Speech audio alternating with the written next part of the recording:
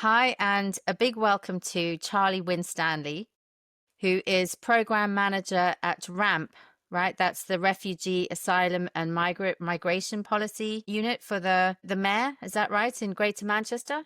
Well, it's actually national. So yeah, National. no, we work across combined authorities. It's basically a combined authority program to put special advisors with a specialist knowledge in migration policy with Metro mayors.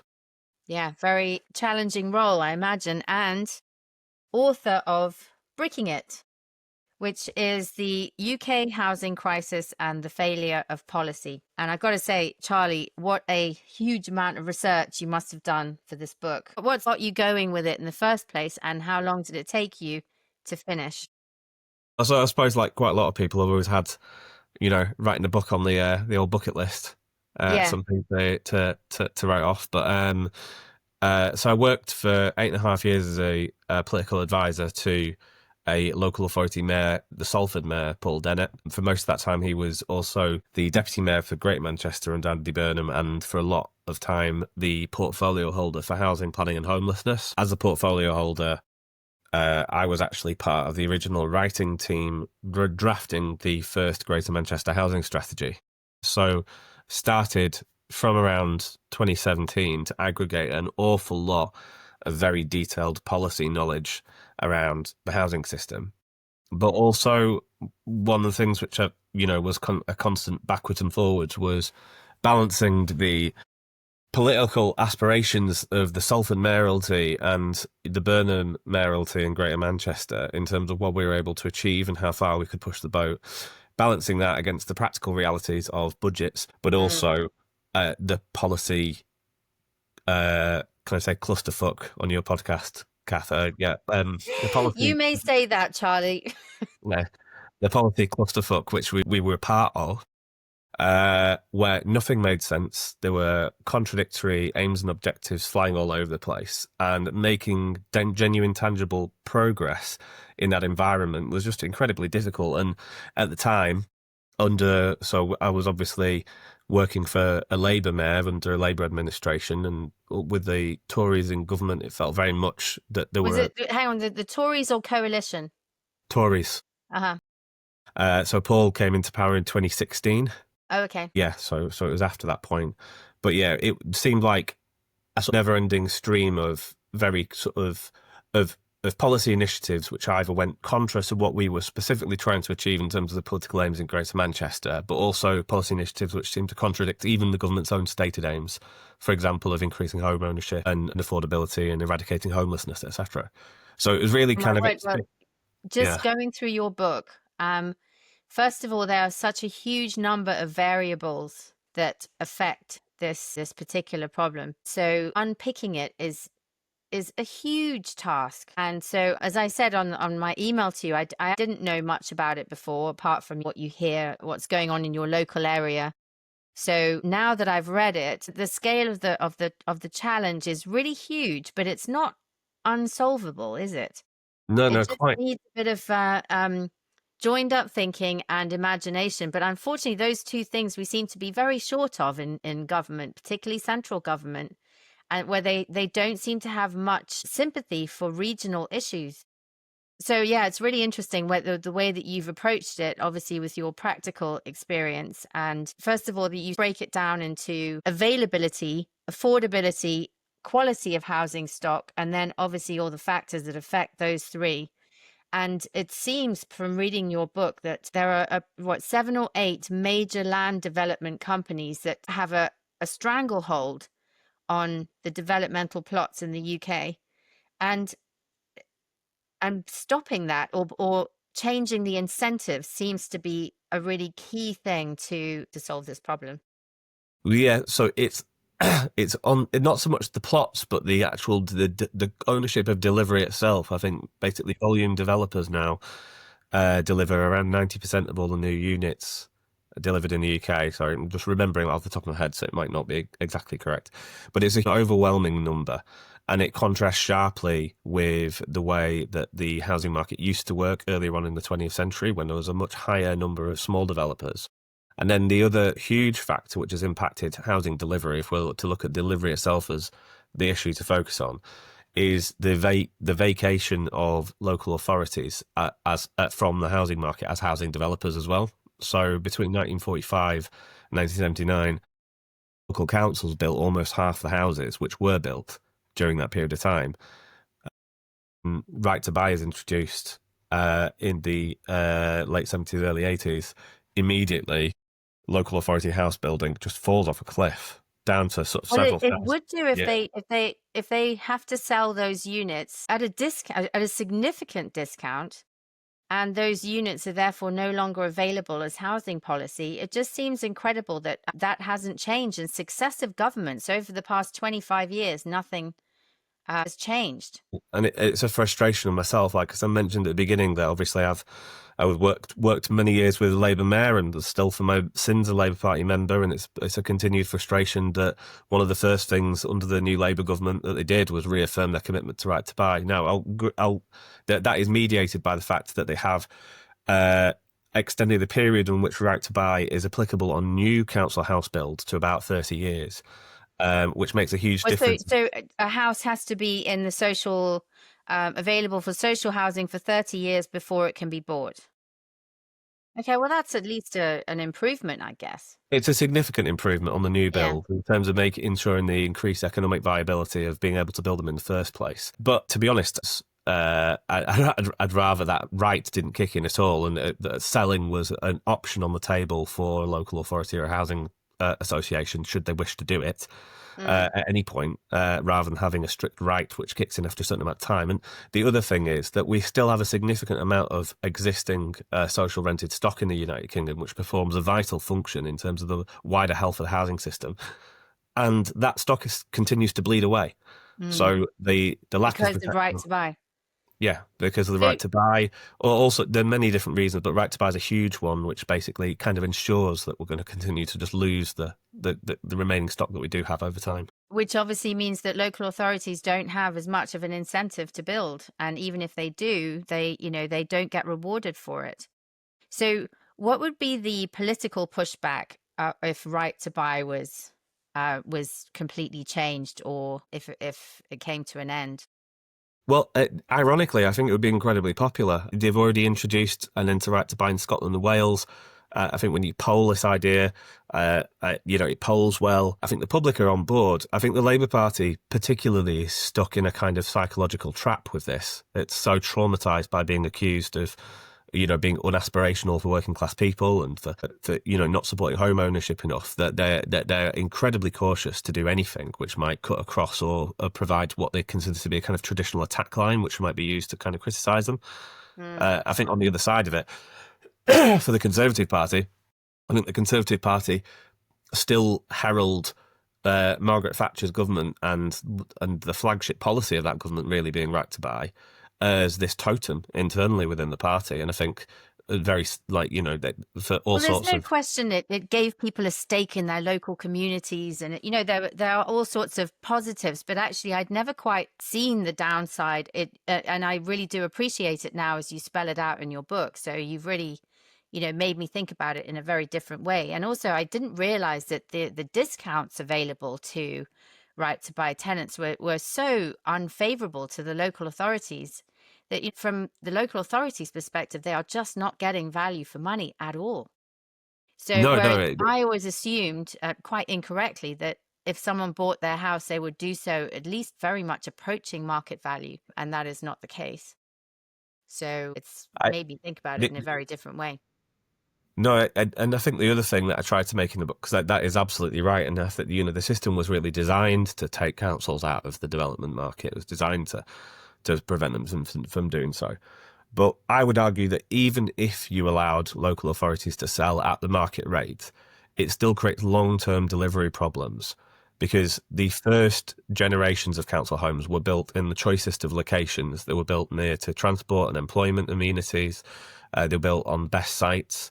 Also, because they were built at scale, it meant that in terms of estate management, things could be done quite efficiently in terms of cost. You could mow everyone's lawn at the same time. You go around lots of those old council estates. The front gardens often didn't have fences between them. You literally used to get the lawnmower just used to go around and mow everybody's lawn within 20 minutes.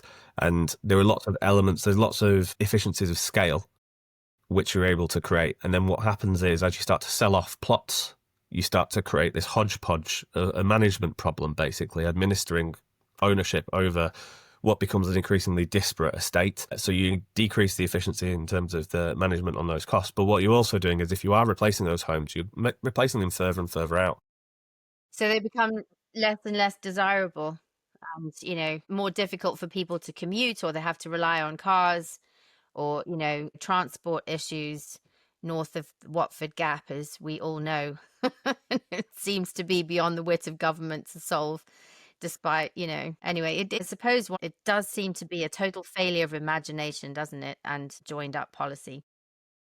But one of the things you just touched on is, you know, SMEs used to be much bigger in the construction industry than they are now, and now there's a stranglehold between 7 or 8 really big companies that are actually responsible for a lot of urban sprawl, or they produce homes which are executive homes, which don't solve the problems that we have of, you know, people, for example, requiring smaller units to come out of homelessness, or if they've come out of hospital, or they don't need a 4-bedroom Bellway house which sits on the edge of town, do they?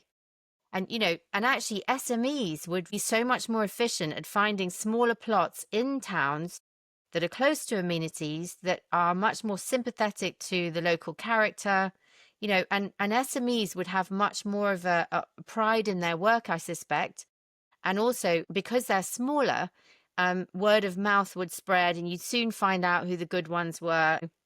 And they would be much better at producing, or having a stake in skilled labor as well, which the big guys don't at all. One of the things you point out very well is the total disconnect between, you know, because the top guy wins the contract, and then they subcontract, I don't know how many times down the chain, squeezing the contract all the way down until eventually you get a poor quality house that no one really has a stake in. And this is disgraceful. Absolutely. I think particularly on quality, and so one of the things which the previous Tory government really did emphasise was beauty in design. And it's a concept which I sympathise with, but I yes. do too, very much so. But again, it was one of those areas where one of the big problems, in my opinion, for the beauty in design is the identikit volume house building model, where they're using basically the exact same Essex design standards code, which proved sort of popular in the 80s, to sort of just redesign almost identical houses over and over again. And one of the things which people find beautiful about the older homes, which were built often by SMEs, were the idiosyncrasies of the build, the different materials that should be used, different styles. And what you lose from the overall housing market effect from the reliance on volume developers is also that character. So I think it's been multiple.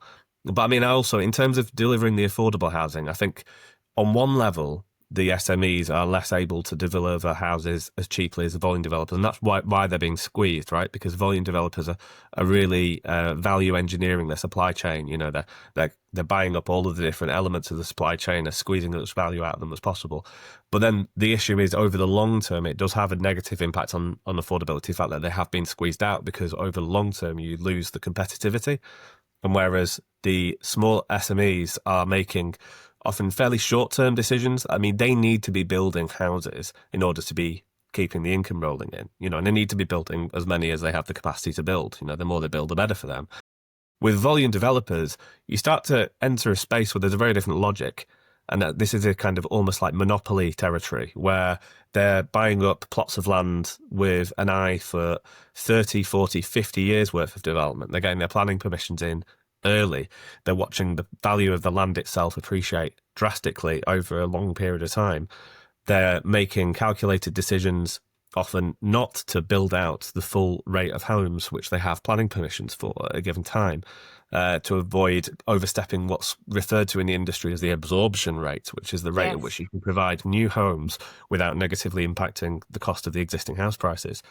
So they enter this territory of very long-term financial planning, where they're no longer really incentivized to be delivering high numbers of homes as units in the same way as they might have been in the past. Because what they're actually doing is, if they can make the same amount of value from building one home as they could do from three.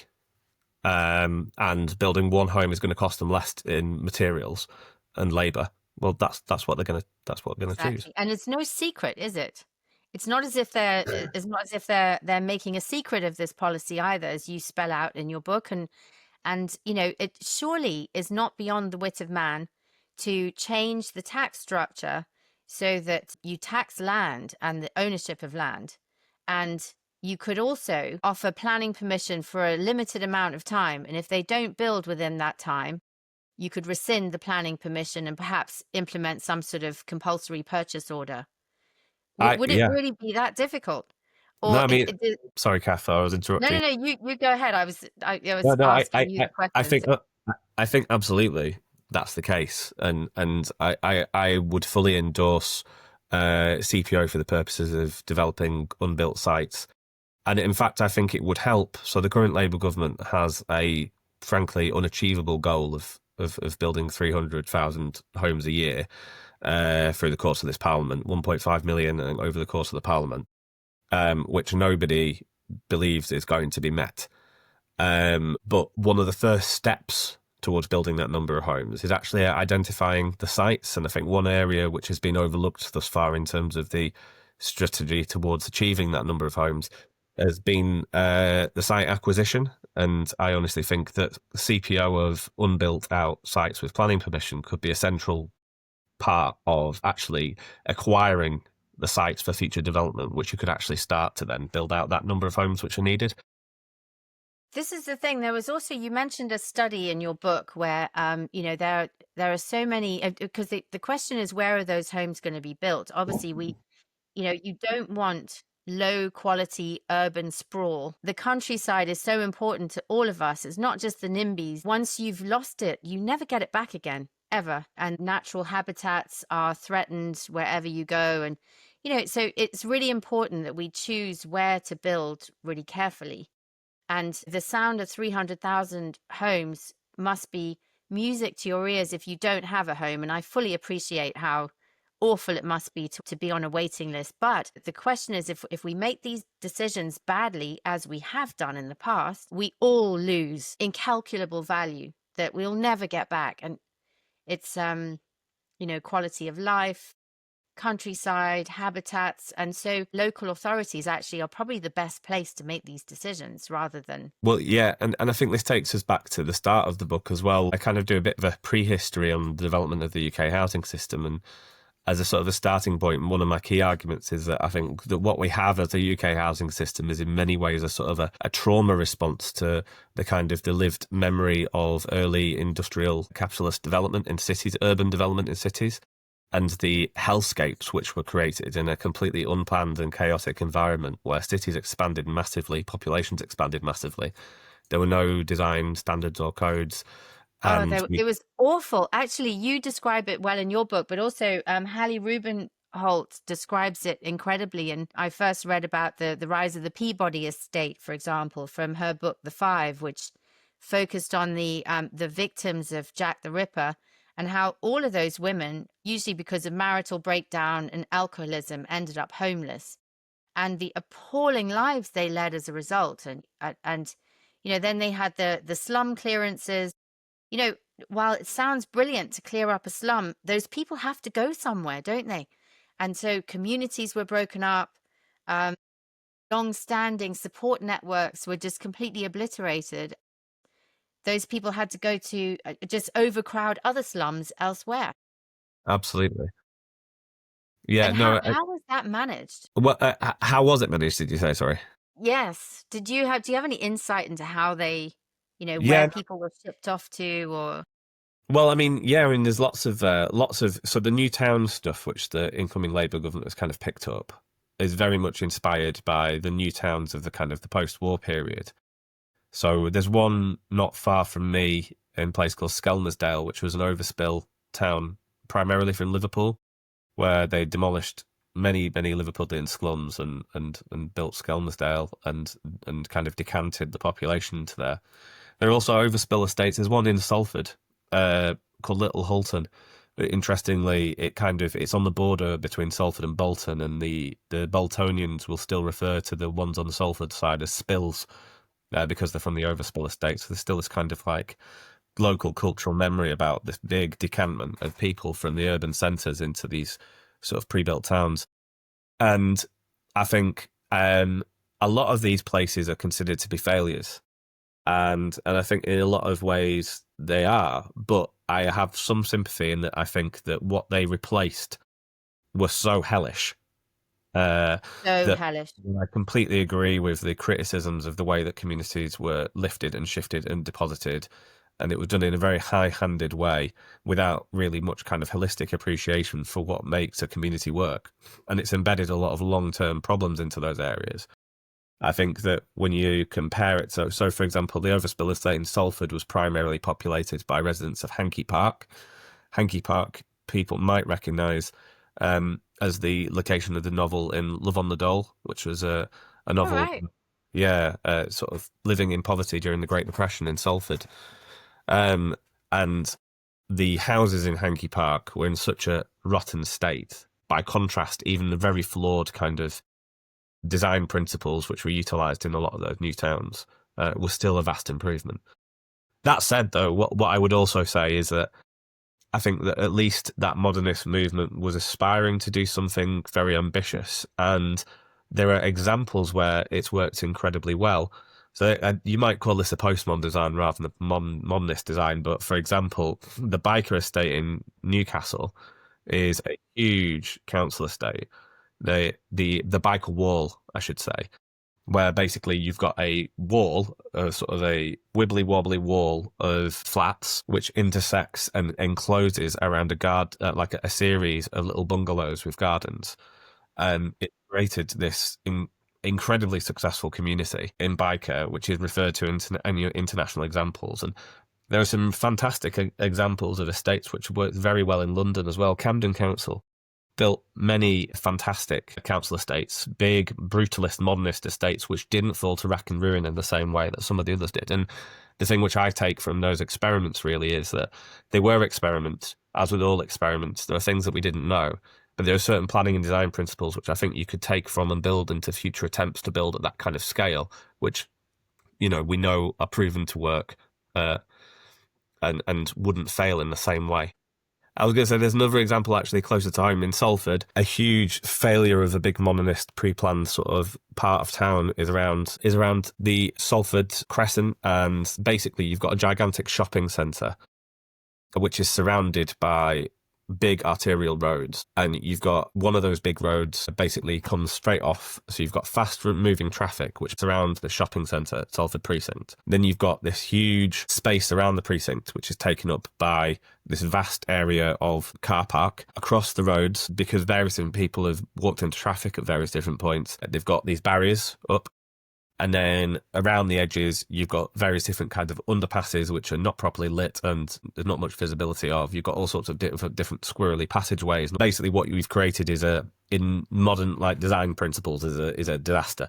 It means that what should be a 2-minute walk from the base apartment of one of the blocks of flats to the shopping precinct actually takes about 6 or 7 minutes, because you're having to walk up and down through these various barriers, having to stop at traffic lights, go across. Even the small time differences like that are the difference between people utilising that public space and actually getting involved and actually becoming a community hub, or people just going down to the corner shop, spending twice as much and going back up to their flat for convenience and not seeing anybody and not experiencing the outside. But it's interesting that all of these mistakes which were made. So Salford Precinct now is in the process of a big sphere of regeneration. One of the things that they did several years ago was they stripped out all of those barriers to stop people crossing the road. They started planting lots of trees. Lots of those areas which are previously car parks are starting to turn into a bit more of amenable public realm. Maybe a playground or something like that. You mean That would just be to nice. make it a bit more family friendly, or? Absolutely. You probably have to price in the playground getting ripped to shreds the first 5 times you installed it, but you need It's so dedication depressing, but installing a yeah. playground in an area like that. But yeah, no, Yeah. there were huge mistakes made, And I think things were done, like I say, in a very high-handed and lofty manner. But I also think that just because mistakes were made in the past, it's often used as a reason not to sort of aspire to that level of house building again in the future, which I think is a mistake. Yeah, definitely. The place you just described, has it made a big difference? If that place as a community hub, is it now being used more, or is it has it become a feature of the local community? Or I think it's definitely made a difference. I mean, I think in terms of actually salvaging it, it's probably too little, too late. And what I think is actually really needed there is a big redesign and redevelopment of that entire area. Not necessarily the but flats. does that mean knocking it to the ground and starting again, or? Not necessarily. Possibly the precinct. I mean, the issue here again, it comes down to the business viability of what's more viable. Is it repairing a very outdated organisation and bringing it up to spec, or is it actually just starting again? And more than you'd think, the answer is starting again, which is counterintuitive a lot of the time. But particularly those buildings at scale, it's often the case. But I'm not wedded to ripping it down necessarily. I think you could. We dedicated to doing so. You could avoid that, but it definitely needs something big. 100%. It has improved the feel of the area. If you walk through now, and those barriers are gone, and there's trees around, and there's slightly nicer paving on the pavements, even small changes like that can have a drastic impact on the feel of the place. The visuals are so important, and a bit of greenery as well. It's amazing how it's like balm to the human soul, isn't it? Absolutely. Just a bit of greenery rather than barriers and signs and all this useless urban furniture.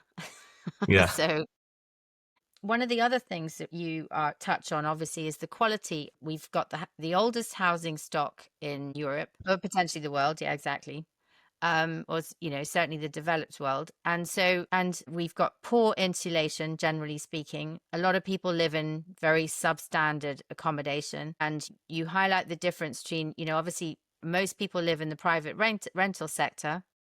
I forget the percentages, but you have owner occupiers and you have social housing. And actually, most people who live in the private rental sector, they have the highest rate of employment, which I thought was really interesting, even higher than owner occupiers. Was it around about 70% employment in the private rental sector, 50 odd in the owner occupiers, and something like 30% in social housing.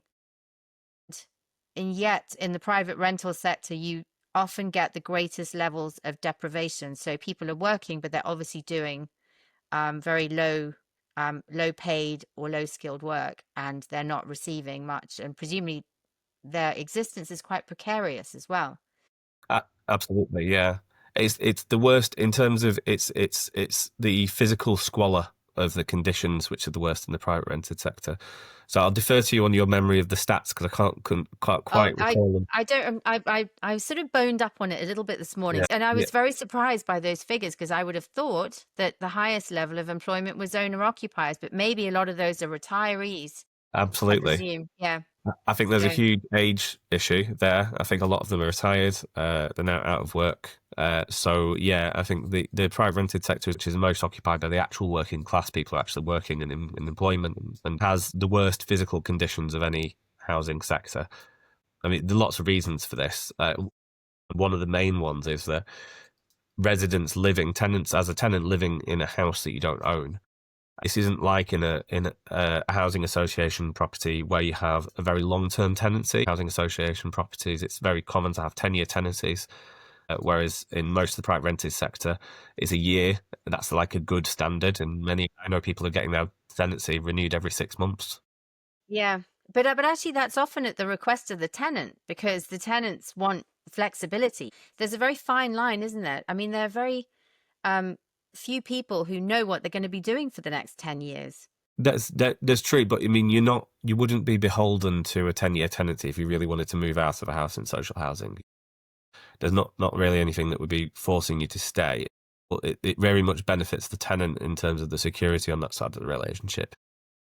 My experience of both, I'm lucky enough to have a house now, but whilst I was renting and knowing many of my peers in the Greater Manchester area and knowing many of my peers in London as well, as the experience of having those short-term tenancies is incredibly stressful and massively reduces your investment in the property. It means simple things like making your room look pretty, putting up shelves. Sometimes you're not even allowed to do that. Looking after the property itself becomes something which is not worth it to you when, for all you know, rents could go up, your contract could get scrapped, and then, you either afford to pay it or you don't, or sometimes you get kicked out anyway on a no-fault eviction, which I've known quite a number of people have experienced. And you're out the door. And I think that there's a psychological relationship with a private rented house, which you don't have with any other form of tenure, where you're not attached to it. Right. You can't be, it's What, different what, even what do living you with the suggest lodger. what is the most practical way to address this then? Would you advocate for longer tenancies?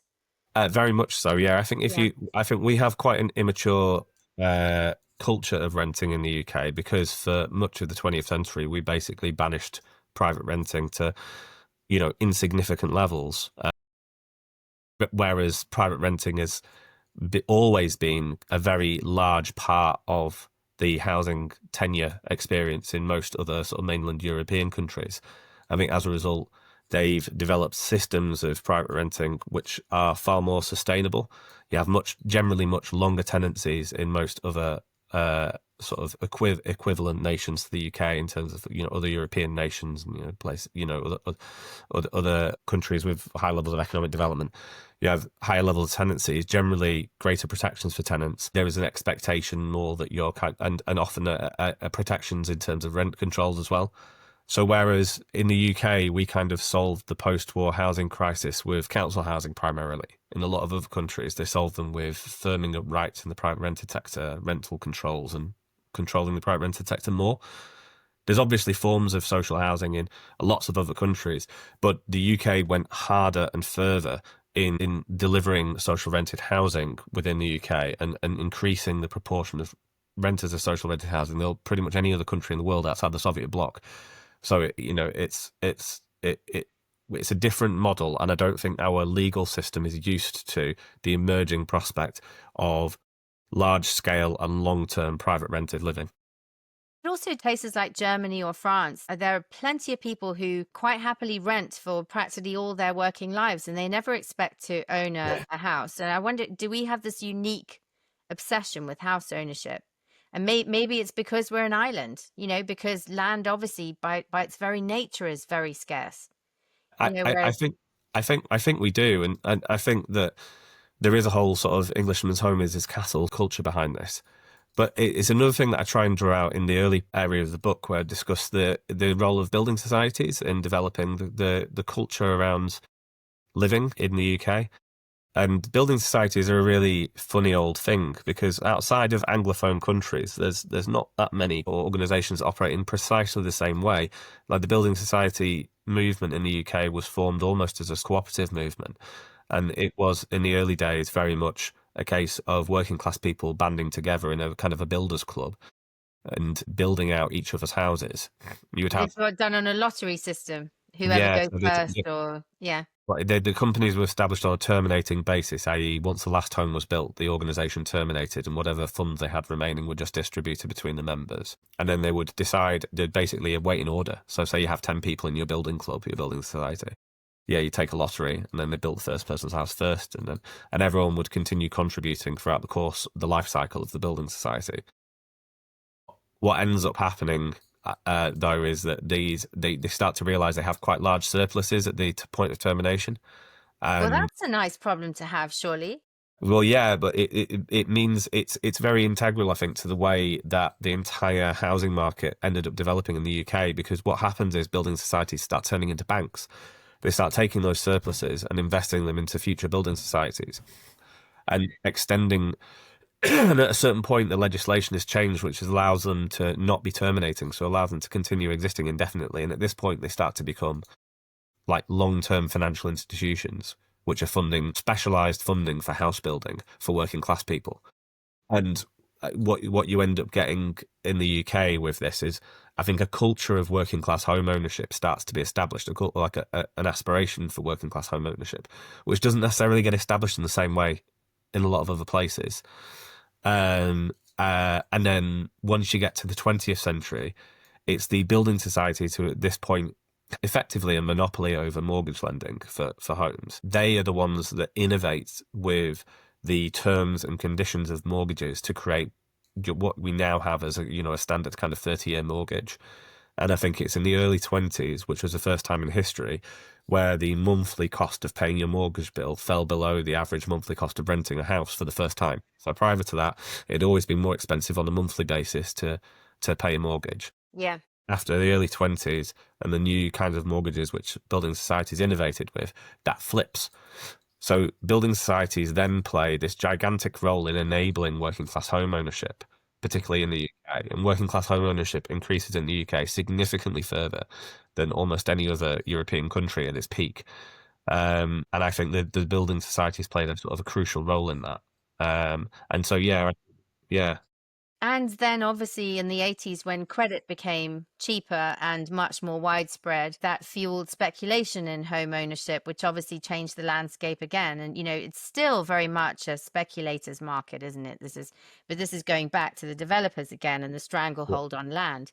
But this is the other very interesting thing about the building societies is that that throughout most of the 20th century, they were operating under very particular conditions. So at the start of the First World War, 1914, capital controls are introduced, which are restricting the amount of lending which can be done. And those capital controls, in one form or another, there are various different changes to them, but they stay in place from the First World War all the way through till about 1976, 1979. So right the way through. So for most of that period, building societies are operating in a landscape where the rest of the banking system is restricted in what it's able to lend and to whom. They have got the specialist knowledge of mortgage lending, and there's a lot more specialization in bank lending in those days. So you'd have business lenders, you'd have, the building societies and the mortgage lenders, you've got like financial investment lenders, and you've got different sorts of banking, much more than you do today. And what they used to also operate was a legal cartel, and the formation of the building societies was very much related to a lot of the kind of Methodist Quaker traditions of sort of early Protestantism in the UK. They're very moralistic. Wasn't that your family background? Yeah, no, absolutely nonconformist. But yeah, no, those traditions were very they were very very moralistic, and they weren't very profit driven. So what you effectively have is this: building societies are safely cocooned within this landscape of capital controls. And then by choice, they choose to get together and they set up a cartel, which was legal at the time, where they would get together every year and they would agree the amount that they were going to lend towards house building. And the function of this cartel was to prevent speculative inflation in the housing market. So for most of the 20th century, when you go to get a mortgage, the only people you can go to are the building societies. And they will often ask you to stand in a queue and wait for maybe 2, 3, 4, 5 years before it's your turn to be eligible for a mortgage, because they've rationed out the amount which is being lent on an annual basis. Now, you get through to the late 70s, early 80s, and part of the international financial reforms which were made in the US and the UK, is part of what they call the Big Bang in financial terms, where the City of London really starts to take off. Amongst those is scrapping all the capital controls, releasing the international banks to sort of start lending across into different areas. And you see this massive shift from international investment banking, relatively speaking, away from business lending and capital investment, industrial capital investment and kind of other stuff, into the land and housing market. So there's a stat in the book, which is taken from Josh Ryan Collins, who's an LSE professor, who says that I think at the beginning of 1980, 80% of bank lending was business lending and 20% was mortgage lending. Today, that's flipped the other way around. 80% is mortgage lending and only 20% is business lending. And I think that's crucial in terms of the inflation problem that we've now got built into the housing market, is that though the building societies used to be these kind of guardians of a kind of an old system of financing. I get that. But on the other hand, restricting credit it, or actually access to credit does create a tremendous amount of, it enables people to start businesses, to start enterprises, and, and it was really difficult and expensive to borrow money in that era. So, you have to get a balance, don't you, between, and I'm not quite sure how you do it. I don't have the answer, but if you restrict credit, you actually have a huge number of other social issues as well. And the thing was as well that credit had been restricted primarily because of the pressures of the two world wars and effectively direct state control of large areas of most Western economies, right? So that had been the political imperative which had kind of forced these kind of capital controls more generally. And the thing was that they were universally applied across most of these economies at the same time. It only takes one to break with that for the rest of it to fall, because you then, so there was an international consensus effectively around maintaining these controls up until the late 70s, early 80s, and then the international consensus fell apart. But I think that one of the big costs of that, after an awful lot of the new financial economy which we have built in the Western world as a whole, is built on property speculation. And that ratio between business to mortgage lending, I think, is really key, because the vast majority of business lending is productive investment, as in it's building new wealth, it's building new activities, it's creating new services. Mortgage lending, I mean, you're building new houses, yes, so there's some added value there, but an awful lot of that is simply inflating the value of the existing stock of housing. Yes, especially if it's restricted in the way that you describe. And actually, interestingly, it's not planning, really.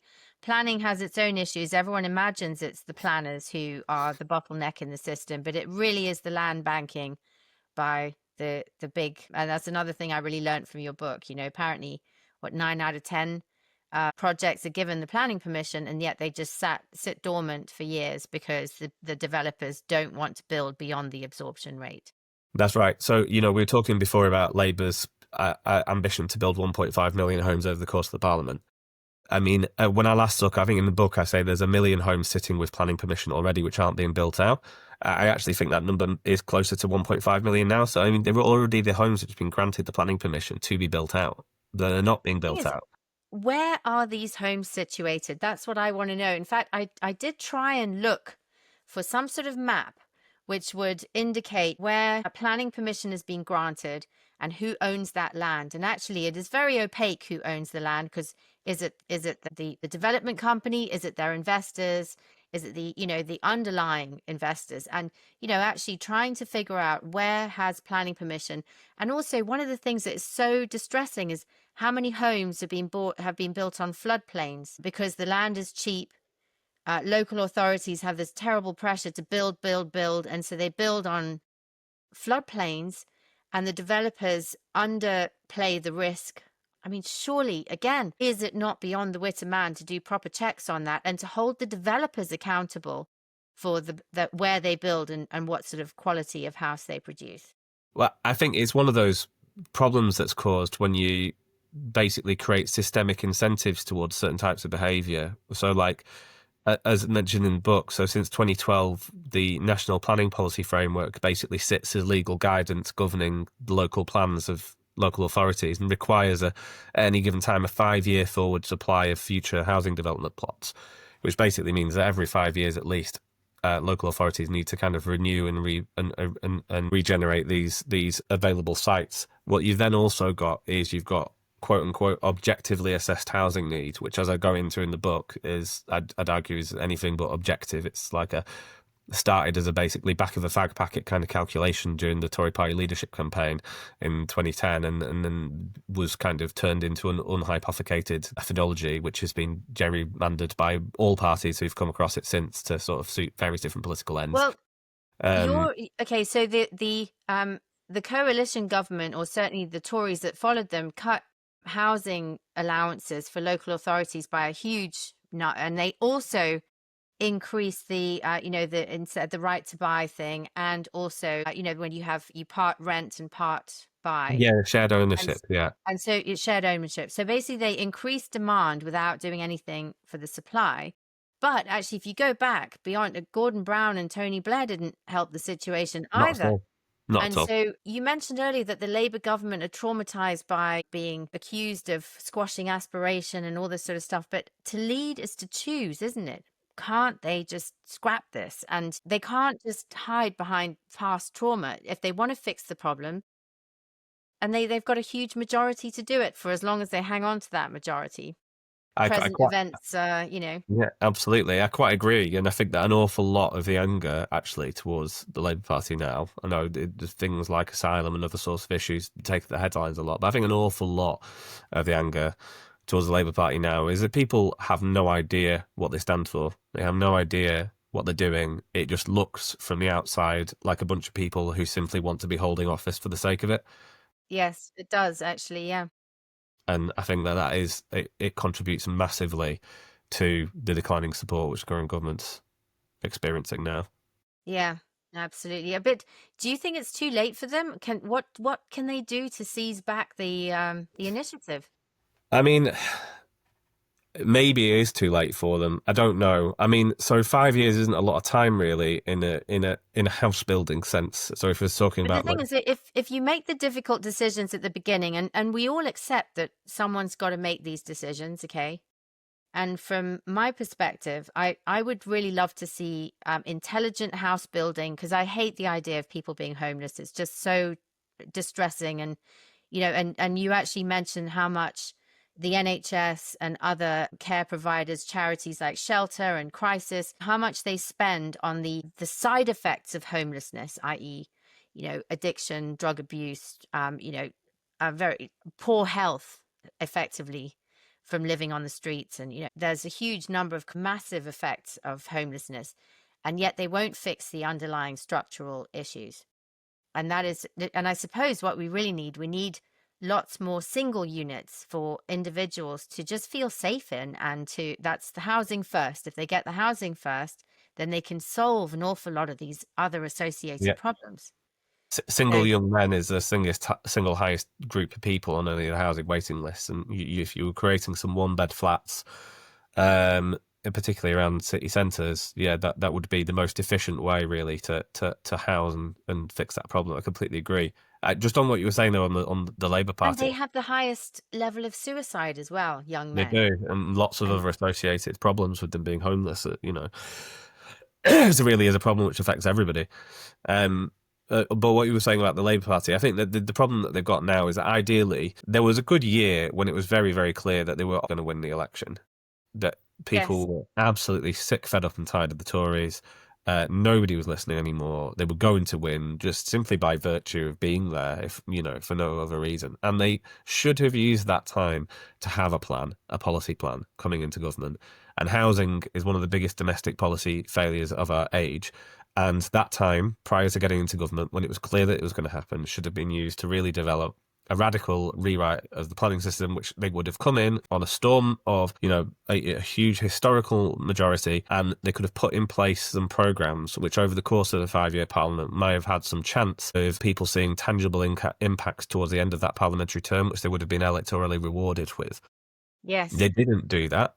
In fact, what happened was they came in with absolutely no policy agenda whatsoever and ended up creating a policy agenda via internal factional fighting between Angela Rayner's office and Keir Starmer's office, and Sue Gray getting offed, and all sorts of other psychodramas that were going on, which was all just about control of the party itself.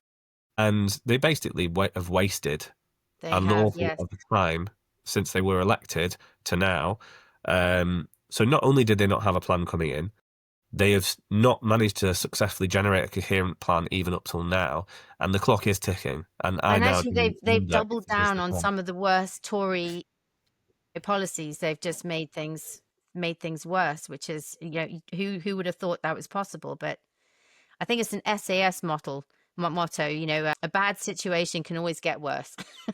Yes, So, but actually, there are a couple of things that you didn't mention in the book, or if I didn't pick up on it. One is the local government tendering process. So this is getting us back onto housing policy, because I used to work in finance, and tendering for local authority or government work is flipping difficult. And you need someone who really knows how to navigate that system, which is why the really big firms tend to win all these contracts and SMEs get totally squeezed. Who is going to change this? And actually, that tendering process, if I remember rightly, came in under Blair and Brown, and it just has become more and more and more complicated. And someone has got to reform it, because it is impossible to win government contracts if you're an SME, and SMEs are the things that power our economy.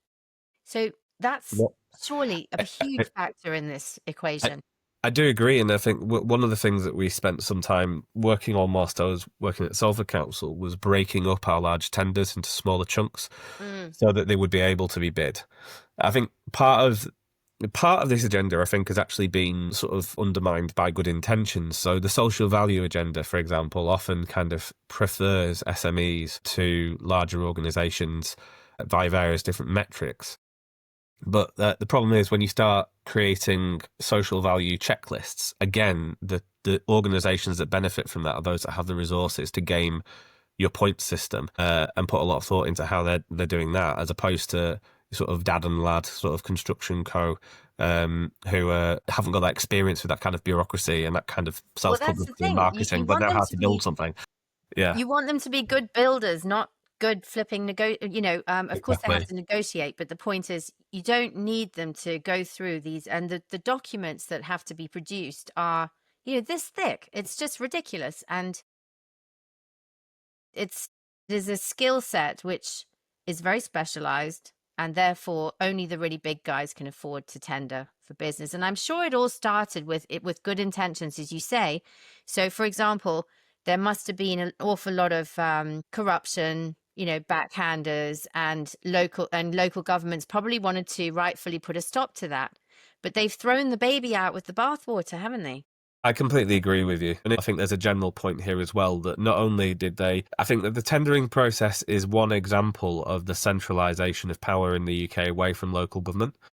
And yes, the UK used to have one of the most powerful sort of structures of local government in the world, and now we have possibly the least powerful. There is less sort of federated power amongst local authorities in the UK than there is even in dictatorships in China and other countries around the world. There's very little authority and power left at local level. The tendering process is one example of that, where the ability of the local authority to make a judgment call on who it wants to win is taken away. And you're right, the reasons for that would have been used to be a lot of corruption, there used to be a lot of backhanders, there used to be a lot of this. But there are also costs to taking away the initiative of an organisation from being able to make those kind of more informal judgments. And often the informal judgments are the best ones, are the right ones. Exactly. Because they're relational and they're built on a local knowledge about what's happening in the area and who's who and how it's going to work.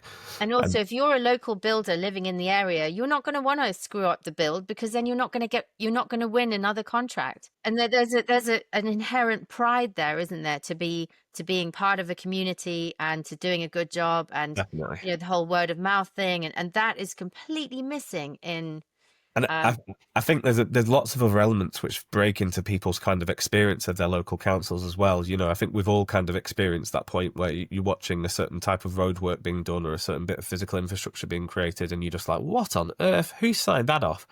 From being on the other side of it, what you realise is that almost every single time these individual jobs have been awarded through national funding pots, which can only be spent on doing that thing. So the choice from the council's perspective was, do we bid into this pot for new cycle lanes or not? If you don't get the money. If you do, you get the money. But if you get the money, you need to spend it. So you need to buy it. You need to spend on cycle lanes. If you want money, if your roads are in disrepair, because there's so much demand for the money, for the pots for money for road disrepair, you actually need to let the road fall into disrepair before you can apply for the money in order to evidence It's there is so need for it in the first place.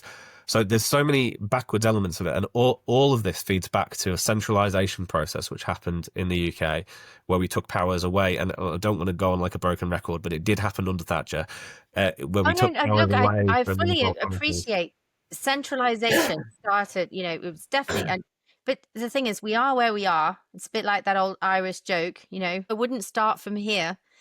Can't you just go and have a beer with Keir Starmer and have this chat that we're having now, and make him see a bit of sense? He's still got 3-4 years left.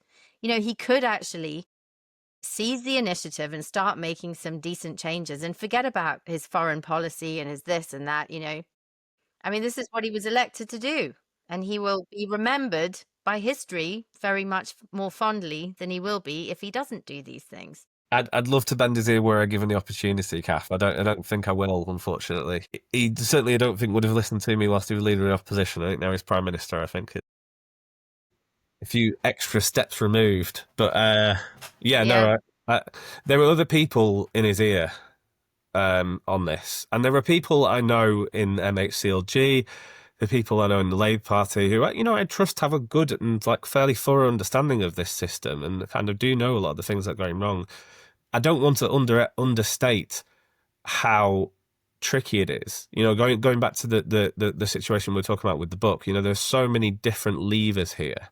And I think one of the biggest challenges is that what actually needs to happen is a lot of the existing systems and structures ideally should be just wiped clean. But the organizational politics of doing that is always difficult. And,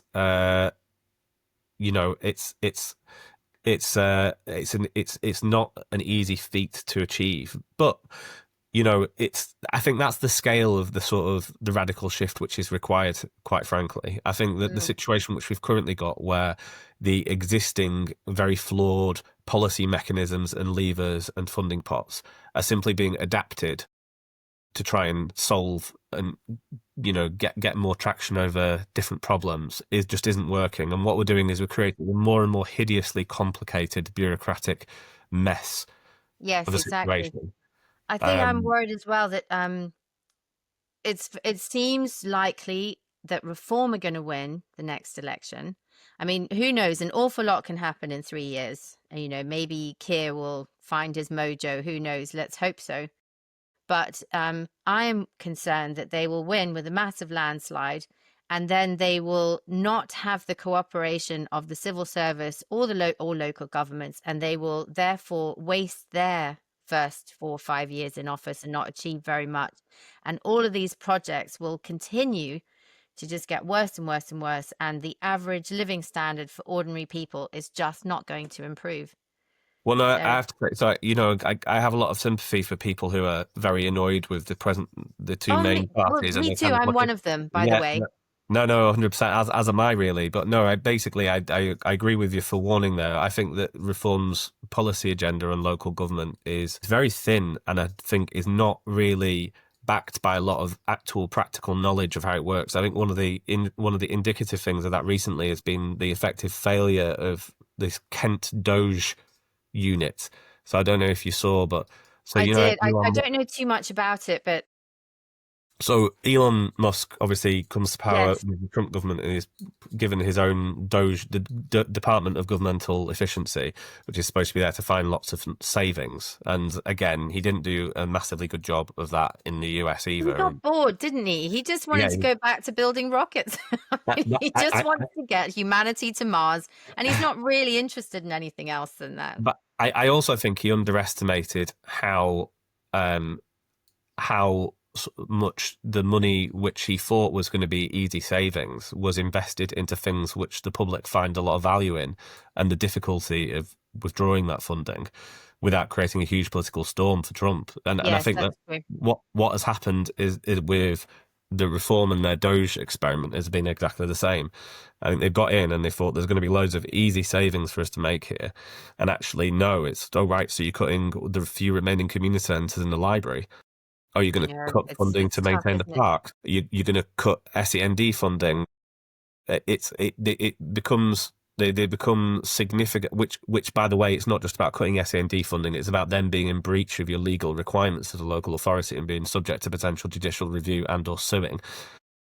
It's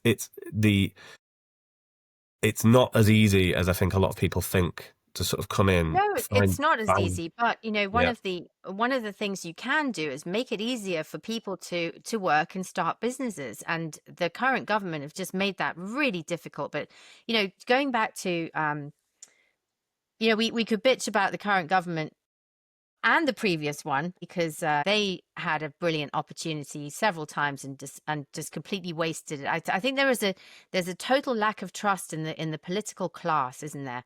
That's the issue. It's not conservative or Labour or Reform or anything. I think people just generally feel that politicians are just not representing them anymore. I don't know how you fix this problem.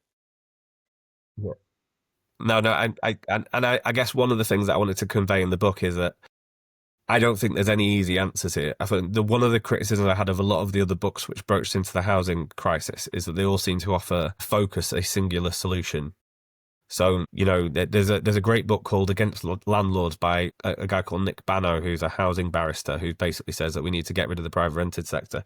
Makes a lot of good arguments in there, but I think that the singular focus on landlordism misses so much more. Actually, going back to that, okay, and I'm a private. I have a flat that I used to live in that I now rent out, so I'm a private landlord. But I have a duty of care towards my tenant, and I obviously when she needs repairs done, I'll get them done and all that sort of stuff.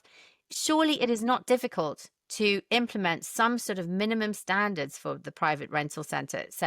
And again, it's because it is important. It's a huge part of our housing market. And the answer cannot be that all these houses go into government ownership, because the government just can't afford it. So surely reform of what we have is much better than a fundamental change. And implementing minimum standards, making sure that landlords have a duty of care towards their tenants, that they're not living in unhealthy or unsanitary situations, and that this could even be done by random inspections. I don't know how you do it, but surely, again, you just need a bit of imagination to fix this. I think you could do it very easily overnight by introducing universal landlord licensing. There you go. And that's done elsewhere. Expect, it takes a license to own a dog. If you want to own a dog, you need a license. You don't need a license to own a house and rent it out to other human beings, which I feel is a bit perverse. And overnight, you could introduce an effective regulator in the form of the local authority. And this used to be the case, effectively. During most of the 20th century, you had rent controls, and the rent officers at the local authority would have an incredibly detailed understanding of every single rental home in their particular patch.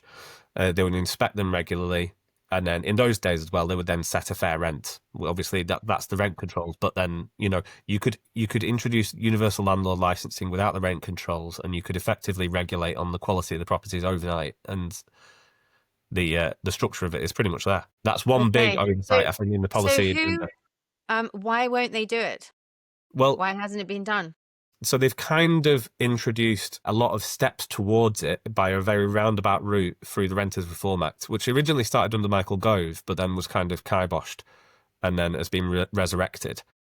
So in the Renters Reform Act, they've created a new ombudsman. In some reforms, they've allowed the right of local authorities to make checks on properties without prior advance notice. They've done various different other things. The thing is, though, my criticism of the Renters Reform Act is they've taken the longest possible road around to almost getting to the powers that they would have got with simple landlord licensing as they possibly could have done. And they're still not quite there. Yeah. With a far more simple legislative route, you just create a regulator in the form of the local authority who's responsible for maintaining the standard of rental. So you mean they don't necessarily have to inspect every property, but they're there to take complaints if there's an issue that the landlord won't fix? Yeah, or it would effectively fall to the responsibility. You could do it in different ways, but I mean, it was in the olden days with the old rent officers, it was effectively the responsibility of the rent officer to make sure that the condition of the houses was requisite, particularly given to the value of the rent which has been charged to them. Yes. You could effectively have that model in a similar way, where it's just their job is to make sure that the houses are meeting minimum decency thresholds. And if it's their job to do it, they're responsible for it. They have to just keep an eye on it. I think that's entirely reasonable, doable, and would add so much value. Yeah. So, it's incredible that it hasn't been done. And we already have a social housing regulator, which effectively plays that job for social housing. You've got the framework. You've got the framework. Yeah, it could be done. That could be overnight. That could be very, very quick. Now, there was another thing that was not really touched on in your book. Given the fact that you work with refugees and asylum seekers, etc., you don't really mention the impact of immigration on housing policy. And I would guess that was a deliberate choice, because immigration is not responsible for our housing crisis at all. And if every single immigrant in the UK were suddenly to be kidnapped by aliens, we would still have an immigration, we'd still have a housing issue.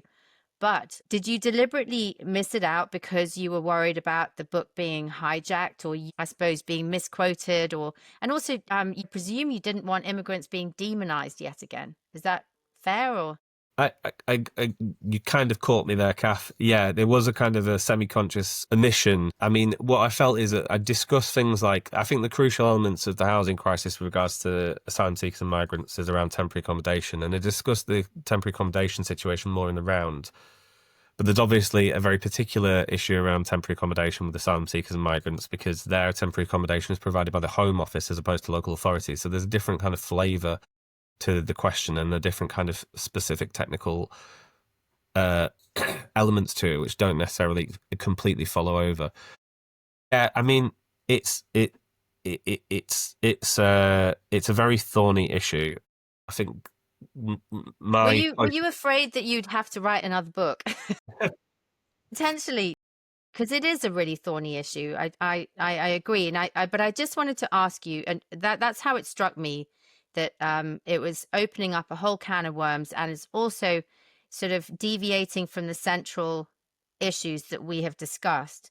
And actually, if we solve those, then, you know, we will be in a much better position to take care of people who need temporary accommodation.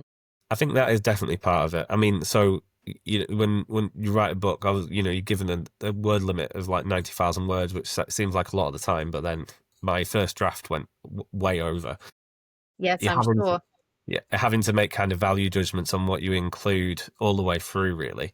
So there's a lot of areas which I sort of had to miss out, and I think you're probably right in saying that one of my, semi-conscious kind of impulses in not directly broaching the asylum seekers issues, I wanted the book to be useful for a particular purpose, which was trying to create a sense of mission and navigate a realistically possible route and sense of understanding around the housing system and how messed up it was. I think there's a lot of people in the space of asylum accommodation already.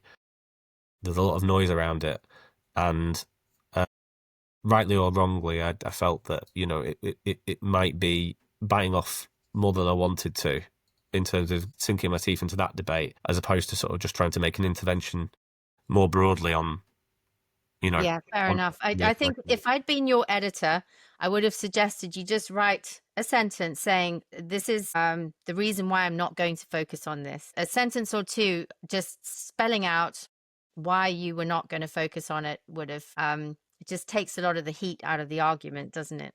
I think that's a fair crit from an editor. All I can say is that I think academic publishers probably give the authors a bit more license to sort of decide on those. Yes, that's probably true. Yeah. Give me your next book to edit, okay? When you've yeah, okay, deal. Yeah. We probably have to wrap up now, Charlie, which is such a shame. But I just think it's such a well-researched book. You've obviously put a huge amount of work into it.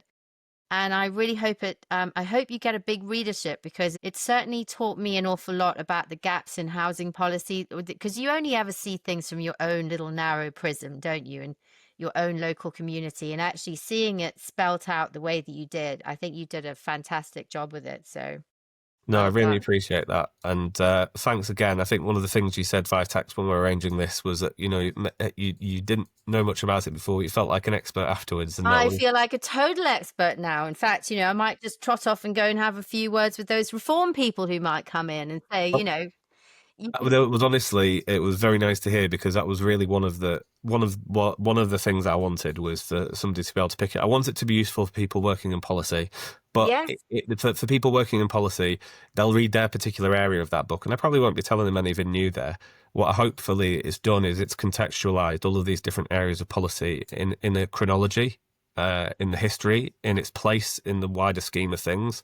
And hopefully that's also done so in a way where even if you're not an expert in policy, you can pick it up and you can kind of go through it and exactly. No, I do feel like much more of an expert than I was, certainly. And also, I really liked some of the case studies that you focused on as well.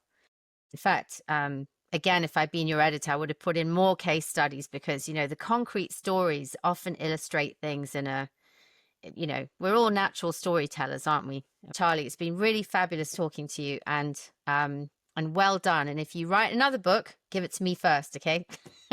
Cool. Lovely. Thanks so much. And I hope you get a big readership for your book. You really deserve it. So. No, thanks, Kath. And thanks for reading it as well. Oh, total pleasure. Yeah. Cheers, Charlie. Take care. Bye. Thank you for listening to the Inkspot podcast. Please like, subscribe, and comment. We love to hear from you. And please check out the books featured or mentioned in this episode, which are all linked in the description below. To all cooks, dog walkers, drivers, and anyone bored out of their gourd, we'll see you next time.